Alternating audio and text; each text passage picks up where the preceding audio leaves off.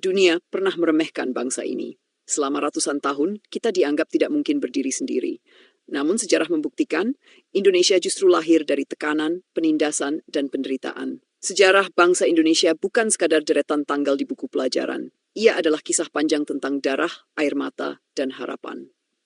Selama 3,5 abad Belanda menancapkan kuku penjajahannya di bumi Nusantara.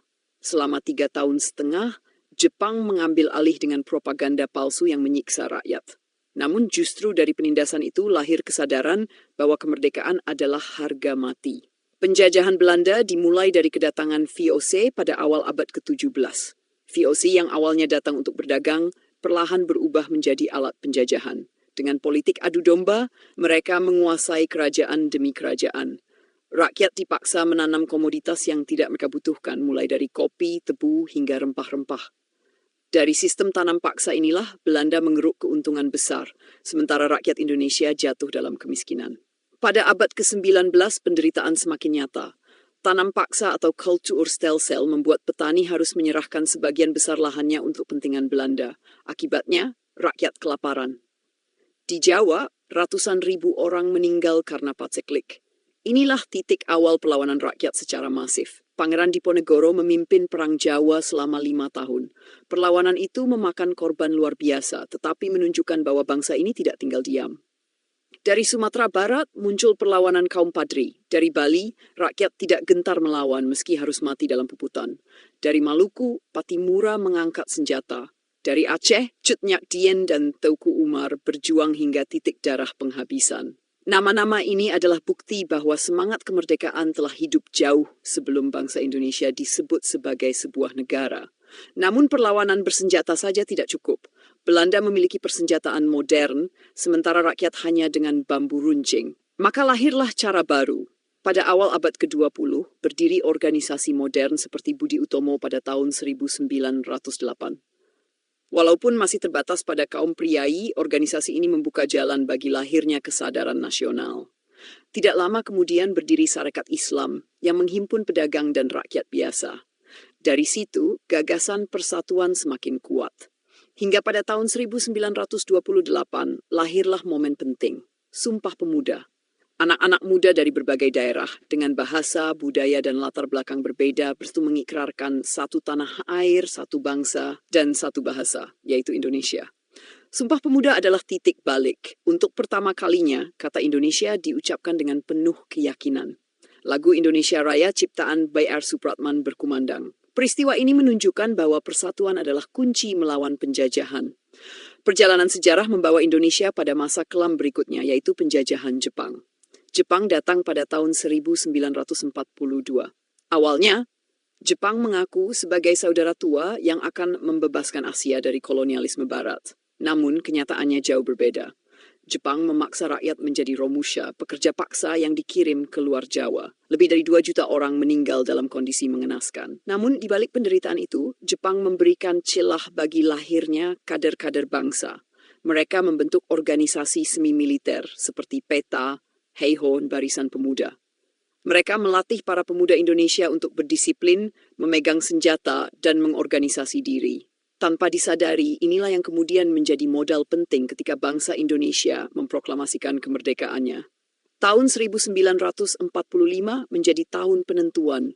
Dunia sedang berubah, sekutu berhasil memukul Jepang mundur. Kota Hiroshima dan Nagasaki hancur akibat bom atom. Jepang akhirnya menyerah kepada sekutu. Kekosongan kekuasaan inilah yang dimanfaatkan oleh bangsa Indonesia. Pada tanggal 16 Agustus, Soekarno dan Hatta diculik oleh para pemuda Kerengas Dengklok. Para pemuda mendesak agar proklamasi segera dilakukan tanpa menunggu izin Jepang. Terjadi perdebatan sengit. Soekarno khawatir proklamasi tergesa-gesa akan membawa bahaya. Namun para pemuda berpendapat, momentum ini tidak boleh terlewat. Bayangkan ketegangan malam itu. Jika keputusan keliru diambil, seluruh perjuangan bisa sia-sia. Namun akhirnya, Soekarno dan Hatta kembali ke Jakarta dan merumuskan teks proklamasi. Dengan penuh keyakinan, teks itu ditulis dengan tangan Soekarno, disepakati oleh para tokoh dan diketik oleh Sayuti Melik. Pagi hari tanggal 17 Agustus 1945, di Jalan Pegangsaan Timur nomor 56, Jakarta, bendera merah putih dikibarkan. Soekarno membacakan teks proklamasi dengan suara bergetar, namun penuh wibawa. Inilah detik lahirnya bangsa Indonesia. Namun proklamasi bukanlah akhir. Belanda tidak rela kehilangan jajahannya. Mereka kembali dengan agresi militer. Perang kembali berkobar di berbagai daerah. Dari Surabaya, rakyat dengan semangat heroik melawan pasukan sekutu pada pertempuran 10 November. Ribuan nyawa melayang, tetapi semangat perjuangan tak pernah padam. Melalui jalur diplomasi, Indonesia berusaha mendapatkan pengakuan dunia.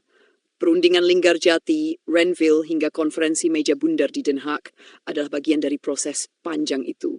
Akhirnya pada tahun 1949, kedaulatan Indonesia diakui secara internasional. Perjalanan bangsa Indonesia menuju kemerdekaan adalah bukti bahwa persatuan mampu mengalahkan segala rintangan. Tanpa pengorbanan para pahlawan, tanpa darah yang tertumpah, dan tanpa keyakinan yang kokoh, mustahil Indonesia berdiri seperti sekarang. Hari ini, setiap kali kita melihat bendera merah putih berkibar, kita tidak hanya melihat selembar kain. Kita melihat simbol dari pengorbanan jutaan nyawa, simbol dari tekad bangsa, dan simbol dari harga diri yang tak ternilai.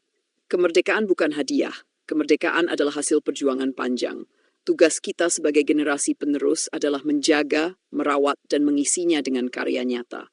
Maka marilah kita bertanya pada diri sendiri, apa yang sudah kita lakukan untuk bangsa ini? Apakah kita hanya menikmati hasil kemerdekaan atau turut berjuang mempertahankannya? Jika menurutmu perjuangan para pahlawan harus selalu dikenang, jangan biarkan cerita ini berhenti di sini.